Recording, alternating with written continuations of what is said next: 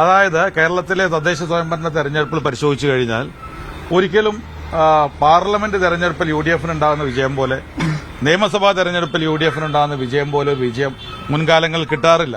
ഇടക്കാലത്ത് 2010 മാത്രമാണ് ഒരു വിജയം ഉണ്ടായിട്ടുള്ളത്. UDF ഭരിക്കുന്ന സമയത്ത് പോലും ആ രീതിയിൽ മുന്നേറ്റം ഉണ്ടായിട്ടില്ല. പക്ഷേ ഇത് 2010 വിജയത്തെയും കവച്ചുവെക്കുന്ന തദ്ദേശ സ്വയംഭരണ തെരഞ്ഞെടുപ്പുകളുടെ ചരിത്രത്തിലെ UDFന്റെ ഏറ്റവും വലിയ മുന്നേറ്റമാണ് ഇപ്പോൾ കേരളത്തിൽ ഉണ്ടായിട്ടുള്ളത്. പൊന്മുണ്ടത്ത് നമുക്ക് കേരളത്തിലെ മുഴുവൻ ഉൾപ്പെടെയുള്ള വിഷയങ്ങൾ ആന്റി ഇൻകംബൻസി ഇതൊക്കെയാണോ അല്ല, പൊതുവായ ഗവൺമെന്റ് ജനങ്ങളെ വല്ലാതെ അണ്ടർ എസ്റ്റിമേറ്റ് ചെയ്തു. കാരണം ഇത്തരം വികാരങ്ങളൊക്കെ ശബരിമലയുമായി ബന്ധപ്പെട്ട കാര്യങ്ങൾ ഒരു ഭാഗത്ത് നിൽക്കുന്നു. അതോടൊപ്പം തന്നെ ഗവൺമെന്റിന്റെ ജനവിരുദ്ധ നയങ്ങളിൽ ജനങ്ങൾ അങ്ങേയറ്റം ബുദ്ധിമുട്ടിലാണ്.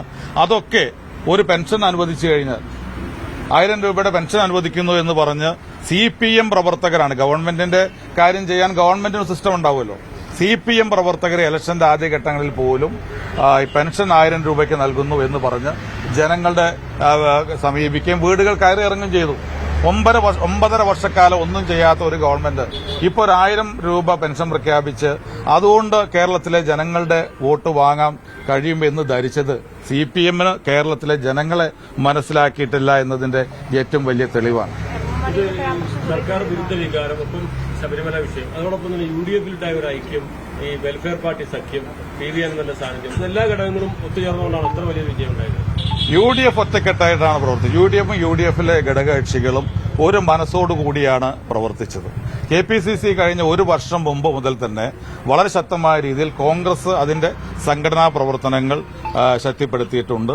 അത് ഓരോ കോർപ്പറേഷനിലും ഏറ്റവും സീനിയർ കോൺഗ്രസ് ലീഡേഴ്സിനെയാണ് ചുമതല കൊടുത്തത്.